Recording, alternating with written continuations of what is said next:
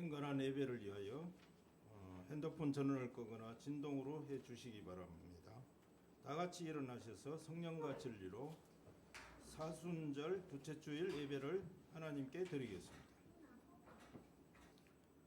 여호와를 두려워하는 여러분, 여호와를 찬양하세요. 야곱의 모든 후손 여러분, 여호와를 받들어 모시세요. 여호와 무서운 줄 아세요.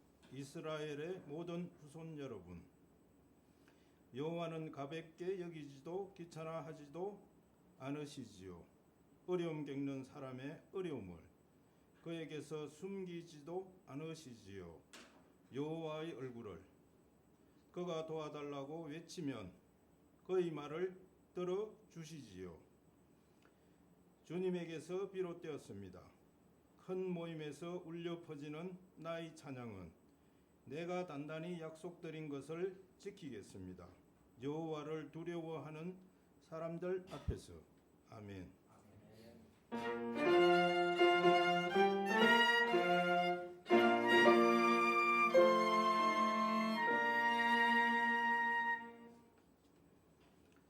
은혜의 하나님, 사순절 기간을 보내며 오늘도 예배드리게 하시니 감사합니다. 지난 한 주간 은혜로 우리의 삶을 보호해 주시고 이끌어 주시어 감사합니다. 이 시간을 통해 예수님께서 우리에게 오신 이유와 목적을 기억하게 하옵소서.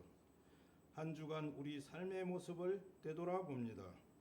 죄를 계속해서 지으며 죄를 지을 때마다 사랑으로 용서해 주시지만 악하고 불완전하여 죄를 반복하여 짓는 늪에 빠져 허우적거리고 있음을 고백합니다.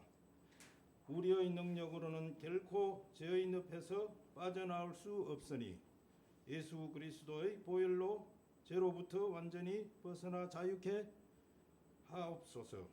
국내적으로 고물가 등으로 경제가 불안정하고 정치적으로도 총선을 앞두고 있어 어수선하며 사회적으로도 분열 속에 있습니다. 믿음의 사람인 우리 그리스도인이 빛과 소금의 역할을 하여 어려운 상황들을 헤쳐나갈 수 있도록 성령님께서 이끌어 주옵소서.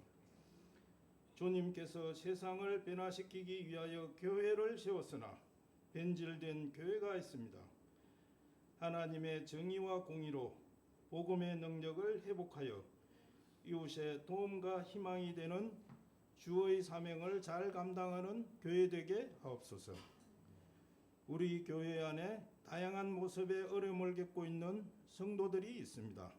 그 상황을 주님께서 더 잘 아시오니 때에 따라 돕는 은혜로 각자의 어려움이 하루속히 해결되어 평안한 마음으로 살아가게 하옵소서. 하나님이 역사하시는 모든 일들을 경배하며 찬양합니다. 오늘도 우리의 예배 가운데 성령 하나님께서 임재하시어 우리 내면이 진리와 생명의 말씀으로 채워지는 은혜와 감사의 예배가 되게 하옵소서. 예수님 이름으로 기도드리며 이제는 우리 모두 주님께서 가르쳐 주신 기도를 함께 드리오니 하늘에 계신 우리 아버지여 이름이 거룩히 여김을 받으시오며 나라가 임하시오며 뜻이 하늘에서 이루어진 것 같이 땅에서도 이루어지이다. 오늘 우리에게 일용할 양식을 주시옵고 우리가 우리에게 죄 지은 자를 사하여 준 것 같이 우리 죄를 사하여 주시옵고 우리를 시험에 들게 하지 마시옵고 다만 악에서 구하옵소서. 나라와 권세와 영광이 아버지께 영원히 있사옵나이다. 아멘.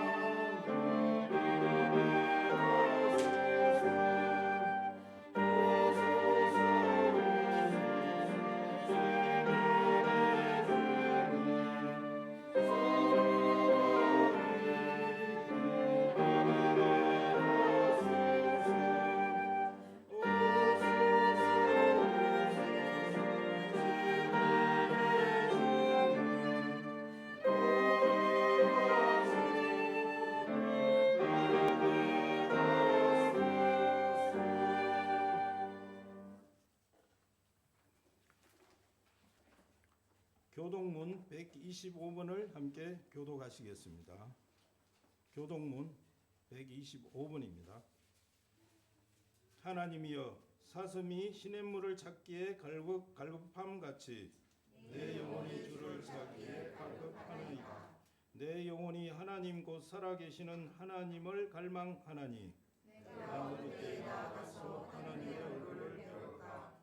사람들이 종일 내게 하는 말이 내 하나님이 어디 있느뇨 하오니 내 눈물이 주야로 내 음식이 되었도다.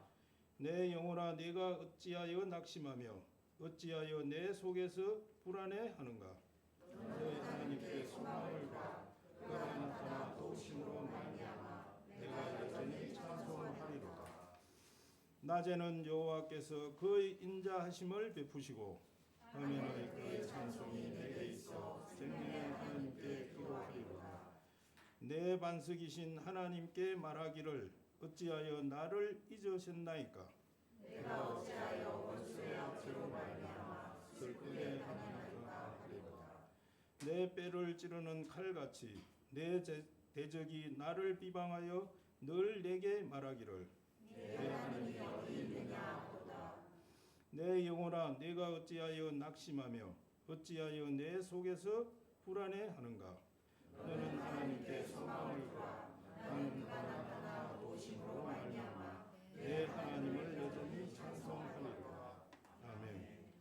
전능하사 천지를 만드신 하나님 아버지를 내가 믿사오며 그 외아들 우리 주 예수 그리스도를 믿사오니 이는 성령으로 잉태하사 동정녀 마리아에게 나시고 본디오 빌라도에게 고난을 받으사 십자가에 못 박혀 죽으시고 장사한 지 사흘 만에 죽은 자 가운데서 다시 살아나시며 하늘에 오르사 전능하신 하나님 우편에 앉아 계시다가 저리로서 산 자와 죽은 자를 심판하러 오시리라.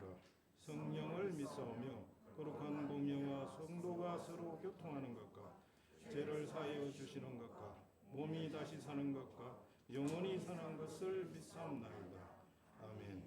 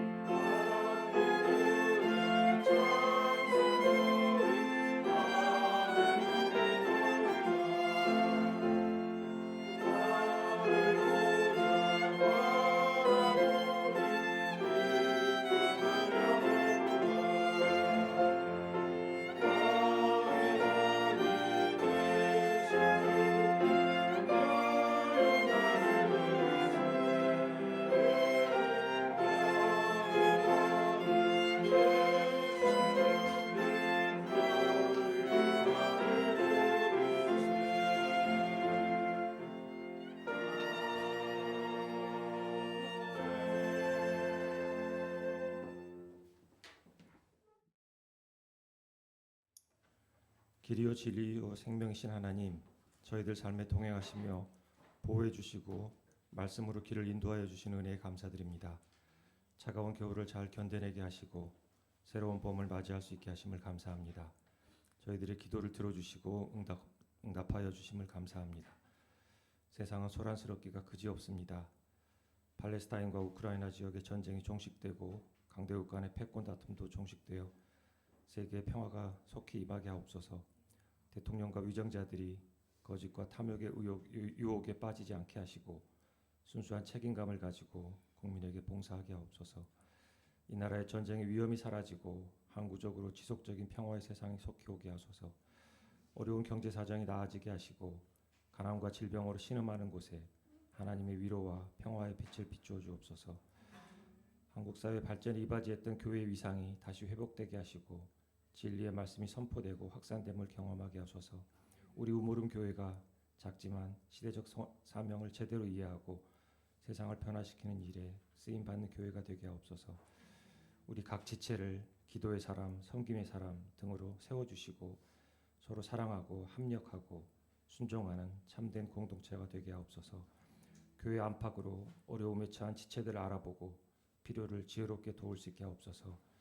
우리 성도들이 복음의 감격 속에서 전도자의 삶을 살아가게 하시고 복음을 전하고 들을 때 하나같이 주님을 깊이 만나는 은혜가 있게 하옵소서.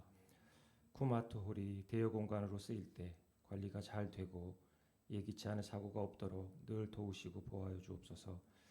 신령과 진정으로 드려지는 참된 예배를 통해 하나님을 만나고 구원의 감격과 기쁨을 회복하여 존재의 울림이 있는 삶을 살게 하옵소서. 예배의 상황이 잘 녹화되고 방송되어 예배에 참석하지 못하는 사람들이나 다른 이들에게 좋은 신앙의 자료가 되게 하옵소서. 목사님의 건강을 지켜주시고 성령의 충만함 가운데 설교와 목양의 사명을 잘 감당하게 하옵소서. 오늘도 말씀을 선포하실 때 성령의 놀라운 은혜를 부어주시고 성도들 또한 그 말씀으로 깊이 은혜를 받게 하옵소서. 교회가 후원하는 부상훈 전보나 도노울 최유림 아이들이 하나님과 인간과 세계의 관계를 바르게 이해하는 복을 누리고 또한 세상을 이기며 살게 하옵소서. 하나님이 세우신 가정들이 하나님의 은혜 가운데 견고히 세워져서 주님이 기뻐하시는 가정으로 변화하게 하옵소서. 우리 자녀들을 축복하셔서 이들이 참된 믿음으로 무장되어 하나님의 영광을 위해 쓰임받게 하옵소서. 우리를 구원하기 위해 속죄양으로 오셔서 고난의 길을 가신 주님을 깊이 묵상하고 주님과의 인격적 관계를 유지하면서 증인된 삶을 살게 하옵소서. 고난이 계속되는 절망적인 상황에서도 하나님의 계획과 때가 있을 것을 믿고 기도하며 기다릴 수 있게 붙들어 주옵소서.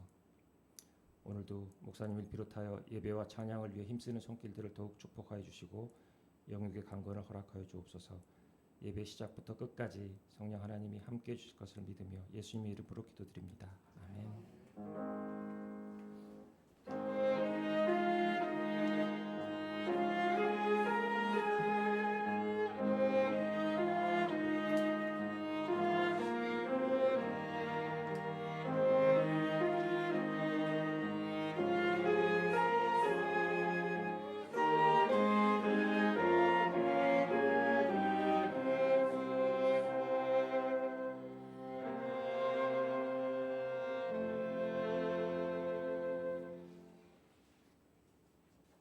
오늘 우리에게 주시는 하나님의 말씀은 사도행전 2장 1절부터 13절입니다.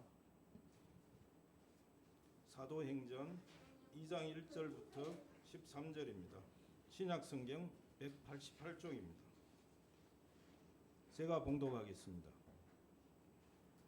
오순절 날이 이미 이르매 그들이 다같이 한 곳에 모였더니 홀련히 하늘로부터 급하고 강한 바람 같은 소리가 있어 그들이 앉은 온 집에 가득하며 마치 불의 혀처럼 갈라지는 것들이 그들에게 보여 각 사람 위에 하나씩 임하여 있더니 그들이 다 성령의 충만함을 받고 성령이 말하게 하심을 따라 다른 언어들로 말하기를 시작하니라.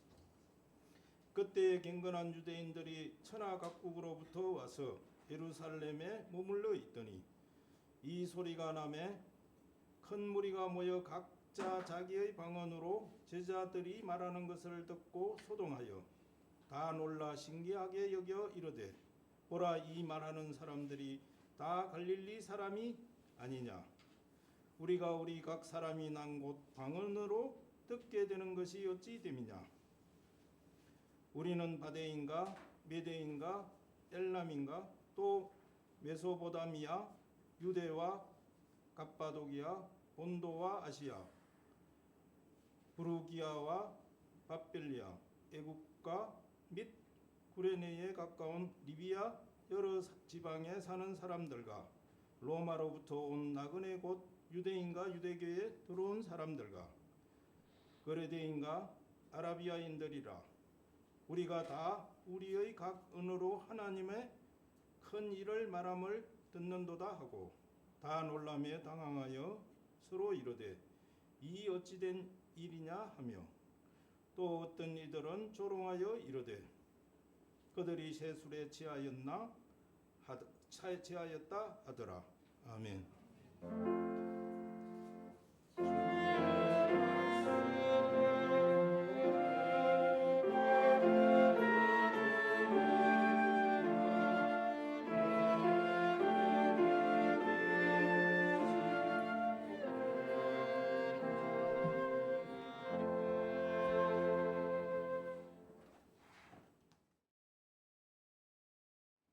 조삼모사라는 말을 들어보셨지요?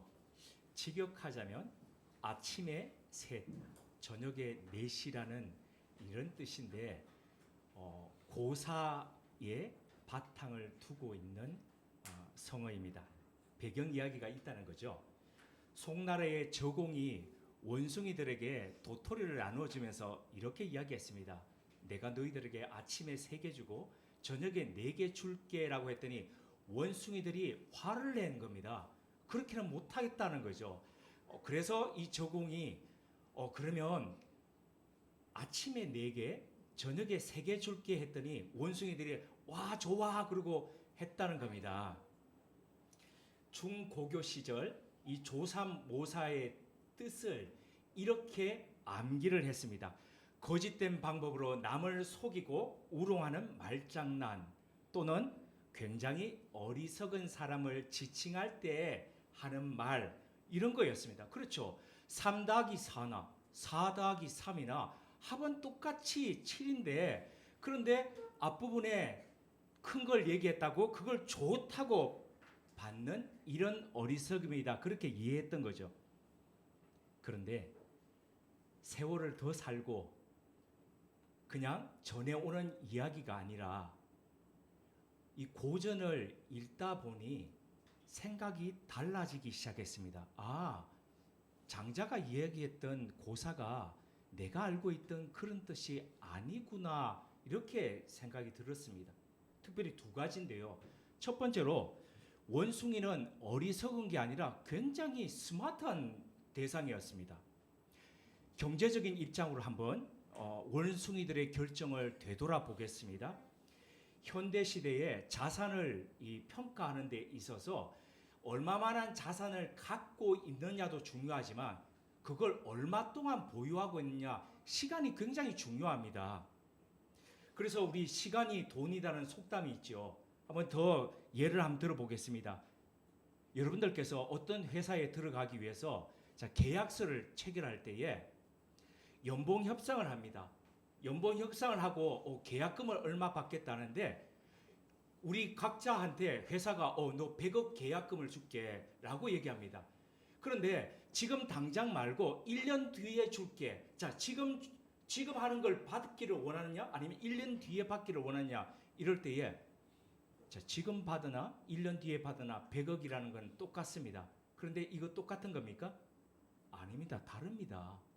100억을 먼저 받으면은 그만큼 1년 동안 이 100억을 가지고 여기저기에 투자해가지고 얻을 수 있는 기회가 있습니다. 그래서 자산이 엄청 늘어나게 된다는 거죠. 그런데 똑같은 100억이지만 1년 뒤에 받으면 그 기회를 상실하고 마는 거죠.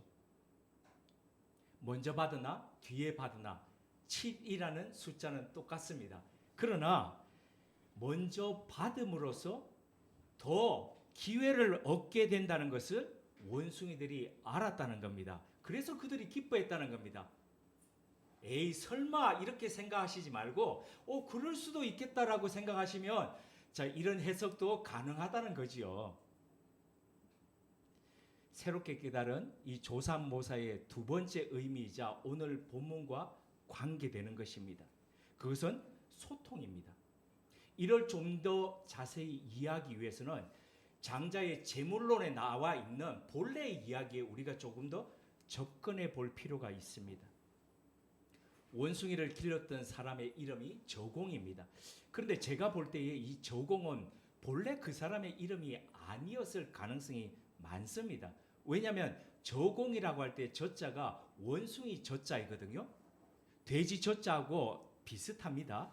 근데 이 원숭이 저자를 붙였다는 걸 볼 때에 아마 이 사람이 원숭이를 좋아하고 원숭이를 기르니까 원숭이 기르는 할아버지라는 뜻에서 공자를 붙여서 저공이라고 아마 그렇게 불렀을 가능성이 많습니다.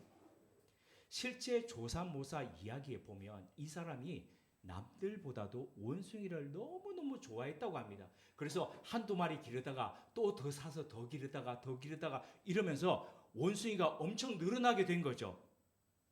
그런데 원숭이가 늘어나나 보니까 이 원숭이 양식을 주기가 벅차졌습니다. 경제 사정도 나아지면 되는데 그게 안 된다는 거죠.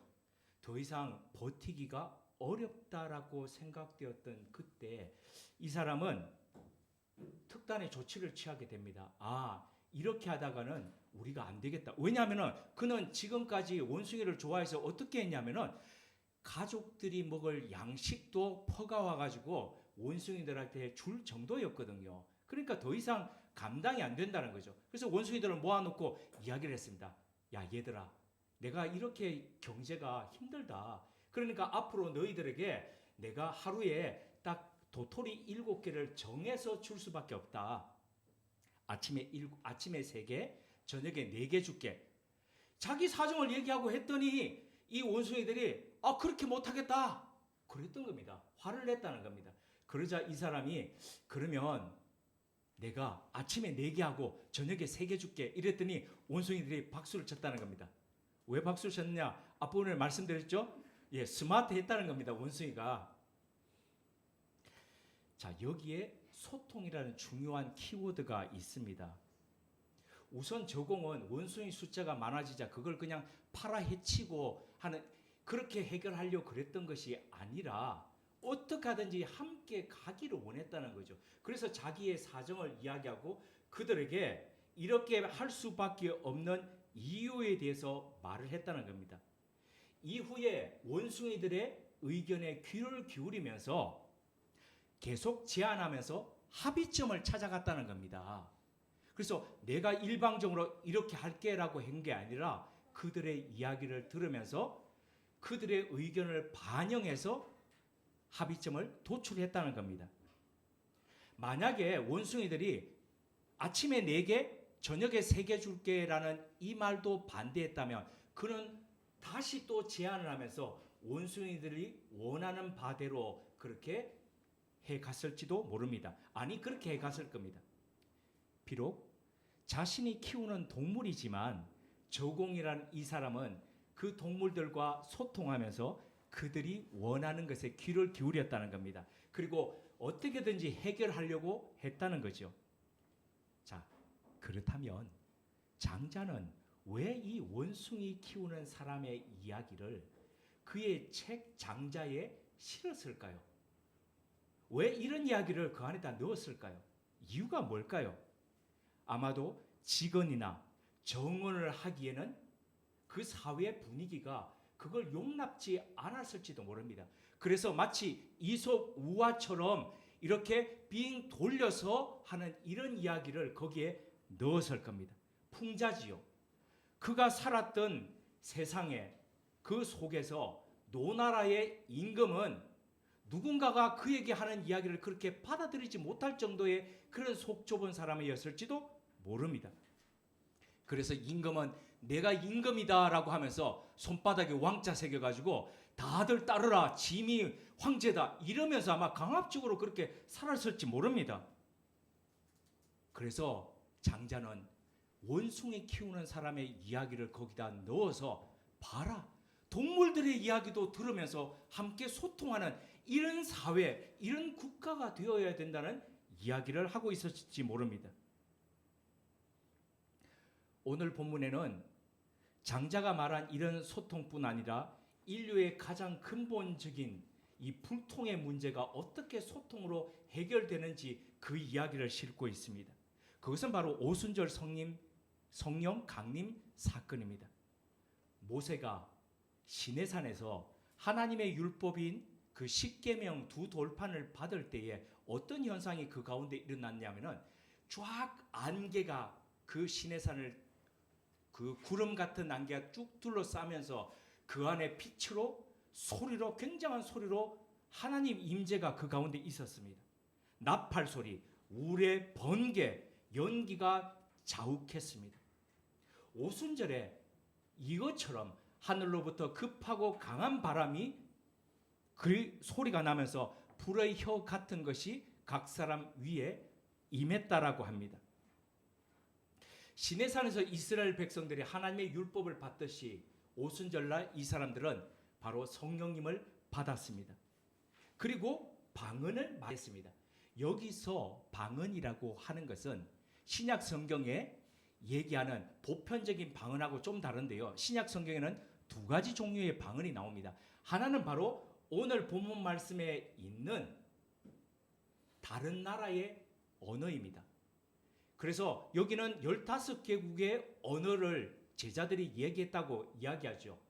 그런데 보편적으로 나와 있는 신약 성경에 나와 있는 고린도전서 12장부터 14장까지 나와 있는 언어는 천사의 말입니다. 그래서 고린도전서 13장 1절에 보면 내가 천사의 말을 할지라도 할 때의 그 언어. 그래서 이 언어는 방언을 할 때에 사람들 앞에서 그 당시 초대 교회에서는 통역의 은사를 받은 사람들이 그걸 통역을 했습니다. 요즘도 이 은사를 받은 사람들은 한 사람은 방언으로 하고 한 사람은 통역하고 하는 이런 일들이 있죠. 자, 오순절 이 사건을 좀 더 세밀하게 보겠습니다. 2000년 전 오순절 마가의 다락방에는 예수께서 약속하셨던 보혜사 성령께서 임하셨습니다. 이때 세 가지의 현상이 일어났습니다. 첫째는 청각적 현상이었고, 둘째는 시각적 증거였고, 그리고 셋째는 언어적 혁명이 일어났습니다. 하나씩 한번 살펴보겠습니다. 첫째, 청각적 현상이죠. 사도행전 2장 2절은 호련히 하늘로부터 급하고 강한 바람 같은 소리가 있어라고 표현했습니다. 왜 성령께서 임하실 때 이런 현상이 일어났을까요? 그냥 조용히 사람들 속에 들어오시면 되지. 왜 일어났을까요? 왜 하나님은 이런 청각적 현상과 더불어서 성령님을 임하시게 하셨을까요? 그건 제가 조금 전에 시내산 사건에서 말씀드렸듯이 하나님의 권능적인 임함을 지금 선포하는 거죠. 이렇게 임한다는 거죠. 그런데 왜 굳이 바람 같은 소리로 임하시느냐? 이걸 볼 필요가 있습니다. 왜 그럴까요? 바람 자체가 성령님이고 하나님은 아니지만 굉장히 성령님이 가지고 있는 속성과 닮아 있습니다. 그래서 예수님께서 이렇게 말씀하신 적이 있죠. 바람이 와서 어디로 가는지 알지 못하듯이 성령의 사람도 그러하다. 그런데 바람이 어디서 불어 어디로 가는지 모르지만 우리는 압니다. 어떻게 압니까? 바람에 흔들리는 가지를 보면서, 바람에 떠내려가는 구름을 보면서 우리는 그 바람의 세기와 바람의 방향을 가늠할 수 있다는 겁니다. 성령의 사람도 그렇다는 겁니다. 이 안에서 성령께서 어떻게 역사하시는지 그 사람의 행위를 보고 알 수 있다는 거죠. 그래서 이 바람이 가진 속성과 성령의 사람의 이 속성이 닮아 있다는 겁니다. 성령님 또한 눈으로 보이지 않지만 성령님을 받아 생활하는 그리스도인의 삶의 열매를 통해서 그 역사와 능력이 증거된다는 거죠. 두 번째 시각적 증거입니다. 두 번째 시각적 이 현상은 불의 혀같이 갈라지는 것으로 임했습니다. 각 사람 위에 임했습니다. 이것은 성령께서 그냥 뭉텅이로 여기서 이렇게 뿌리듯이 그냥 그런 게 아니라 치밀하게 한 사람 한 사람한테 면밀하게 인격적으로 다가가셨다는 것을 이야기하는 것이죠. 그죠? 그런데 굳이 왜 불의 혀같이 갈라지는 겁니까? 불의 혀를 한번 구분해 보면 불의 속성은 태우는 속성이죠. 불 사르는 겁니다. 이 안에서부터 사르는 겁니다. 그런데 왜 혀일까요? 이거는 불꽃이 이글이글거리면서 막 이렇게 갈라지는 것 같은 형상도 있지만은 그것을 시각적으로 표현한 것일 수도 있지만 그럼에도 불구하고 우리가 혀라고 하는 바로 이 부분에 주목할 필요가 있습니다. 왜냐하면 그 뒤에 불의 혀 같은 것이 각 사람 위에 임하고 난 뒤에 그 사람들 위에 나타난 현상 때문인 겁니다. 현상은 드러나는 거죠. 가시적인 것, 시각적인 거지 않습니까? 그런데 이것은 바로 내면 안에 있는 것이 어떤 것인지를 보여주는 주요한 것이죠. 그래서 근원적이고 내면적인 것이 어떻게 현상적인 것으로 드러났는지를 볼 필요가 있는데 불의 혀 같은 것이 바로 그런 것을 유발시켰다는 겁니다. 그래서 세 번째 언어적인 혁명인데 각 사람 위에 임했던 이 성령께서 언어적 혁명을 일으켰습니다. 앞서 제가 고린도전서 12장과 14장에 나오는 방언과 여기에 나오는 방언이 다르다고 말씀드렸죠. 자, 이런 혁명이 우리 이해하기 위해서는 창세기 11장에 있는 바벨탑 사건을 같이 생각해 볼 필요가 있습니다. 바벨이라는 뜻이 섞다는 뜻입니다.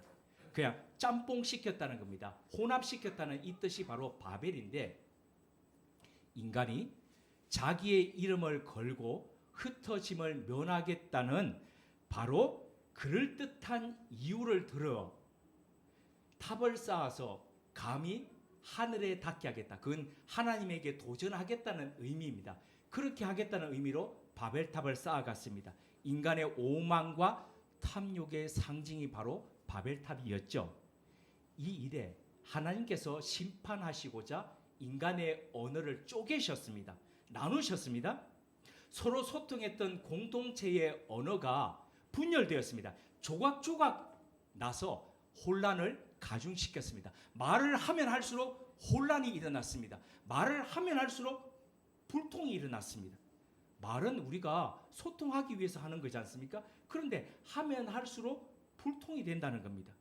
마음을 전달할 수 없습니다. 상대방의 생각을 알 수가 없습니다. 더 이상 말이 언어가 그 자체로서의 기능을 할 수가 없는 상실의 단계에 이르고 말았습니다. 같은 언어를 가지고 있던 사람들이 끼리끼리 모일 수밖에 없었습니다. 흩어질 수밖에 없었습니다. 이것이 바로 바벨탑 사건, 언어가 쪼개지고 바로 상호 불통하게 된 사건입니다. 그러므로 바벨탑 사건은 인간의 탐욕과 오만에 관한 이야기임과 동시에 한 언어를 인간이 갖게 될 때에 얼마나 크고 다이나믹한 일이 인간 사회 속에 공동체 속에 일어날 수 있는지를 보여주는 바로 그 사건이라는 겁니다. 바로 하나의 언어 속에 능력이 있다는 거죠. 하나의 언어와 말을 사용함으로써 말하는 사람과 듣는 사람이 상호 왜곡과 오해가 없이 사는 사회, 그런 세상, 인간이 회복해야 할 원형이 바로 이런 것이라는 것을 보여주는 것이 바벨탑 사건입니다. 언어의 분열은 단순한 말의 쪼개짐이 아니라 관계의 분열을 의미합니다. 이것을 해결하기 위해서 성령께서 불의 혀 모습으로 임재하셔서 사람들 위에 임하셨다는 겁니다. 그래서 성령 받았다라고 얘기하면서 말은 옛날과 똑같이 그렇게 분열하고 이간질하고 하는 그런 사람들이 있다면 이 사람은 절대 성령의 사람이 아니라는 겁니다. 막힌 담을 허시고 상호 소통하게 하시는 성령님의 능력 안에서 그렇게 살아가는 겁니다. 하나님의 마음을 느끼면서 서로의 소리에 귀 기울이면서 하나님의 나라의 복음을 보다 능력 있게 전하는 것, 바로 이것이 오순절의 불의 혀 모양으로 성령께서 임하신 이유라는 거죠. 사도행전 2장 8절 말씀을 한번 보십시오. 소통하게 된 사람들의 놀라운 반응이 여기에 적혀 있습니다. 우리가 각 사람의 난 곳 방언으로 듣게 되는 것이 어찌 됨이냐. 이거는 그냥 성경을 읽으면서 제가 느꼈던 웃자고 하는 소리입니다. 절대 진리 아닙니다. 여기 놀라운 반응을 했지 않습니까? 어떻게 우리가 여기서 한 15개국에서 왔는데 저들이 우리의 언어로 이렇게 얘기하지? 근데 그 앞에 말을 보면 이런 말을 하고 있습니다. 저들이 갈릴리 사람인데, 아니 세계 각국에서 온 사람들이 저들이 갈릴리 사람이라는 걸 어떻게 알았을까요? 저 이거 보면서 굉장히 저 혼자 웃었습니다. 말은 그렇게 하는데 인토네이션은 안 바뀐다는 겁니다. 그래서 스위스에서 오랫동안 사는 그 프랑스 지역의 교민분이 로잔에서 사시는 분이 있었는데, 이분이 이 말씀을 하시는데 자신의 얘기를 들려주시는 겁니다. 가다가 폴리스에 걸렸는데 폴리스가 너 전조등이 이렇게 나왔으니까 이거 고치라 앞으로, 그러고 보내줬다는 겁니다. 그래서 이분이 가면서 폴리스한테 이렇게 얘기했다는 겁니다. 맥시. 그래서 저도 비슷하게 그렇게 하거든요. 그래서 언어는 했는데 갈릴리 인토네이션은 안 바뀌었구나. 저 혼자 그러면서 많이 웃었. 이거 진리는 아닙니다. 네. 자, 성령의 임재와 충만을 말할 때에 보통 비교하는 것이 있습니다. 그것은 성령 충만하고 성령 임재하고 술 취한 거하고 비슷하다는 겁니다. 자, 대략 한 8가지가 비슷한데요. 첫째, 말이 많아집니다. 둘째, 노래를 합니다. 시도 때도 없이 노래를 합니다. 셋째, 다른 사람에게 끈질기게 권합니다. 이거 하면 잡숴봐. 넷째, 아니 갑자기 막 웁니다. 다섯째, 용감해집니다. 평소에는 그렇게 소심하던 사람이 얼마나 용감해지는지. 웃는 분들은 혹시 그런 경험 있는 건 아니지요. 자, 그 다음 6째, 지배당합니다. 그리고 7번째, 이 사람이 중독됩니다. 거기에. 8번째, 냄새를 풍깁니다. 그래서 나 안 마셨어 그런데도 보면 이 안에서 다음 날에 꺽하면 다 나옵니다. 그죠? 돌아가신 제 큰아버지나 그 성격을 꼭 빼닮은 제 사촌형은 둘 다 과묵합니다. 전형적인 어떤 지방 남자들처럼 그렇습니다. 말이 별로 없습니다. 그 가만히 가가지고 있으면 할 말이 없이 그냥 멀뚱멀뚱 있습니다. 근데 알코올만 들어가면 달라집니다. 얼마나 기분을 좋아하시는지. 돌아가신 제 큰아버지는 경호야 그러시면서 돈 그 당시에 어릴 때 1,000원짜리를 이렇게 지폐를 주시면서 그러셨습니다. 사촌형도 요즘 술을 한잔 하고 나면은 밤에 전화 와가지고 1시간을 얘기합니다. 참 이런 사람이었나 싶을 정도로 다정합니다. 어릴 때부터 지금까지 술을 가까이 하지 않는 저는 술이라는 것을 술 취하면은 어떻게 되는지 체험적으로는 모르지만 주변 사람들을 겪어본 경험적으로는 압니다. 이렇구나. 그리스도인이 성령 충만하고 성령님과 더불어서 살아가는 모습과 비슷합니다. 특별히 말을 많이 하고 대화를 하려 합니다. 마음의 벽을 넘어서 소통하려 합니다. 내가 그런 게 아니고 내가 니를 어떻게 하고 뭐 이러면서 굉장히 얘기합니다. 하지만 분명히 다른 것도 있습니다. 술에 취한 사람은 가면 갈수록 내면이 피폐해 가지만 성령님의 사람은 가면 갈수록 성령의 열매로 인해서 더 풍성한 삶을 살아갑니다. 자신뿐 아니라 주변의 사람을 진리로 인도합니다. 소통의 삶을 살면서 바벨이라는 인류의 비극을 치유하면서 새로운 소통을 이루는 치유의 삶을 살게 됩니다. 우리 삶에는 어떤 소통의 열매가 맺히고 있습니까? 사랑하는 사람들과 주변 사람들과 어떻게 막힌 담이 헐어지면서 그 삶을 2024년도에는 살아가고 계십니까? 자, 소통 능력을 상실한 개인이나 사회는 건강하지 못하지요. 사람이 살다 보면 건강할 때도 있고 또 아플 때도 있습니다. 근데 나는 항상 감기 한 번 안 걸린다. 수년째 감기 한 번 안 걸린다는 사람들이 특별히 더 조심해야 됩니다. 왜냐하면 갑자기 어떤 병에 톡 걸려가지고 심각하게 될 수도 있기 때문에 늘 나는 섰다라고 생각하는 사람들마다 넘어질까 조심해야 되는 것이 있습니다. 아프지 않고 지내면 좋겠지만 삶이 그렇지 않죠. 중요한 것은 회복 탄력성입니다. 아픔을 딛고 원상을 빨리 회복할 수 있는 그런 면역력을 갖추는 것이 우리 안에 중요하죠. 개인도 사회도 공동체도 그러합니다. 관계를 상호 건강하게 하는 것이 바로 소통이고, 그리고 언어가 같고 의미가 전달되고 통하면 회복이 일어납니다. 반면 소통 능력을 상실한 사회는, 개인은 분열이 옵니다. 쪼개지죠. 지금 우리 사회가 그러하고 교회가 그러합니다. 문제는 공동체라는 뜻이 운명을 같이 한다는 거죠. 그래서 저 사람이 망하면 나도 같이 망해지는 게 그게 바로 공동체입니다. 그래서 그의 실패, 그의 넘어짐이 우리까지도 같이 가는 것, 그것이 그 위협성이 있는 거죠. 소통은 서로의 언어를 사용하면서 같은 지향점을 바라보면서 가는 것에서 시작됩니다. 이 하나의 언어가 나의 언어여야 된다는 것을 내려놓는 겁니다. 이 독단을 내려놓을 때에 비로소 조금씩 실현되는 것이죠. 이렇게 되기 위해서는 이미 쌓아 올렸던 바벨탑을 더 높고 더 견고하게 쌓기 위한 낡고 쇠락한 가치를 내려놓아야 됩니다. 상대방의 입을 틀어막음으로써 다른 소리가 나오지 않고, 그래서 비로소 소통하는 사회가 된다는 이런 흉물스러운 언어의 권력을 버려야 합니다. 자신만의 언어를 고집하면서 상대를 질시하고 배제하는 데서 돌아서야 되죠. 언어는 권력을 위장하고 상대방을 굴복시키기 위한 그런 도구가 아닙니다. 진실의 표현과 그리고 공유를 위한 통로입니다.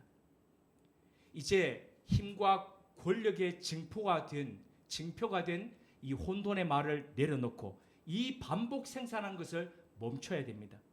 공정과 상식이라는 위선과 독선의 말을 버리고 모두를 위한 하나의 언어를 향해서 나의 언어를 내려놓고 그와 더불어서 합의점을 찾아가는 이런 일들이 시작되어야 됩니다. 그래야 민족의 미래가 있습니다. 이 사회가 다시 일어설 수가 있습니다. 우리가 고백하는, 오늘도 예배 가운데 고백했던 사도신경 중에 거룩한 공교회와 성도가 서로 교통하는 것과 이런 표현이 있죠. 여기서 서로 교통하는 것과 우리말은 이렇게 쭉쭉 몇몇 구절로 되어 있는데, 라틴어 원문은 꼬미니오 쌍토룸입니다. 꼬미니오라는 게 꼬미니움 이런 데 우리 꼬민 했죠. 예, 지역 모임 이런 뜻으로 나중에 표현되기도 했는데, 쌍토룸 바로 성도들, 거룩한 이들의 교제, 그리고 이 거룩한 이들의 함께함, 뭐 이런 뜻인데요. 근데 저는 이 사귐이나 함께함이나 교제라는 뜻보다도 교통이라는 뜻 가운데 더 깊은 의미가 담겨 있다라고 봅니다. 교통은 교제하고 서로 통하게 하는 겁니다. 그래서 막힌 담을 헐고 서로에게 다가가는 겁니다.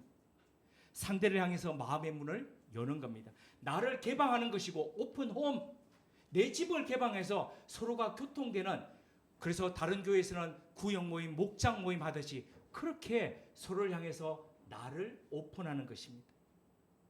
교회는 바로 이렇게 서로 교통하는 곳, 그리스도인은 교통하는 사람들이 바로 그리스도인입니다. 서로 교통하면서 하늘과 땅에 다리를 놓는 사람들, 바로 브릿지 빌드가 이 그리스도인이라는 겁니다. 막힌 담을 헐고 통하게 하는 존재, 이 힘을 누가 줍니까? 우리 속에서 나옵니까? 그렇지 않다는 겁니다. 솔의 힘에 기대어 가지고 사람들이 말을 많이 하고 용감하게 되듯이, 그리스도인들은 비록 조롱하는 말로 했지만 저들은 새술에 취한 사람들이다. 그냥 술이 아니고 새술. 어떤 겁니까? 바로 홀리 스피릿, 성령님에 취해서 그분이 주시는 힘으로, 그분이 주시는 능력으로 그렇게 살아가는 사람들. 그래서 그분 안에서 분열과 갈등과 적대감을 넘어서 교통케 하는 역사를 만들어가는 사람. 이 성령님과 더불어서 교통하며 하나님의 마음을 알고 그 하나님의 마음으로 우리의 가족과 우리의 이웃과 우리의 직장 사람들과 함께 같이 교통하는 그런 사순절 되시길 주님의 이름으로 권면드립니다. 함께 기도하시겠습니다.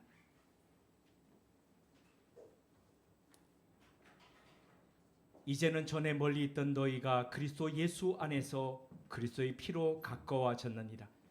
그는 우리의 화평이신지라.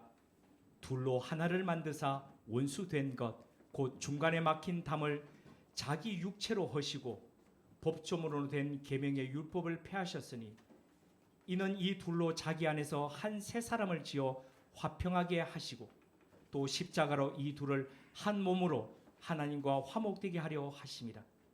원수된 것을 십자가로 소멸하시고 또 오셔서 먼 데 있는 너희에게 평안을 전하시고 가까운 데 있는 자들에게 평안을 전하셨으니 이는 그로 말미암아 우리 둘이 한 성령 안에서 아버지께 나아감을 얻게 하려 하심이라.